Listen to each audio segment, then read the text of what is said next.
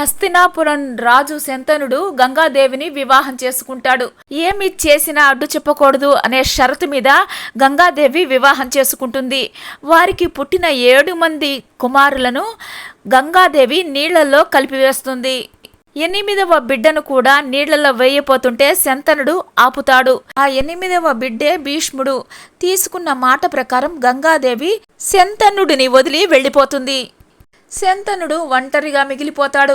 ఒకసారి రాజు శంతనుడు సత్యవతి అనే అమ్మాయిని కలుస్తాడు. ఆమె అతన్ని ప్రేమిస్తుంది. సత్యవతితోటి వివాహ ప్రతిపాదనతో సత్యవతి తండ్రి దగ్గరికి శంతనుడు వెళతాడు. సత్యవతి తండ్రి శంతనుడితోటి వివాహానికి అంగీకరిస్తాడు. కానీ సత్యవతి పిల్లలను మాత్రమే రాజ్యం వారసులుగా చేయాలి అనే షరతును విధిస్తాడు. రాజు శంతనుడు ఈ షరతును తిరస్కరిస్తాడు.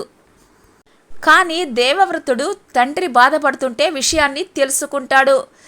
తాను అవివాహితుడిగానే ఉంటాను అని, సత్యవతి పిల్లలకు రాజ్యాన్ని వారసత్వంగా ఇస్తానని ప్రతిజ్ఞ చేస్తాడు. ఈ విధంగా ప్రతిజ్ఞ చేయటం వల్ల దేవవ్రతుడు భీష్ముడు అయ్యాడు.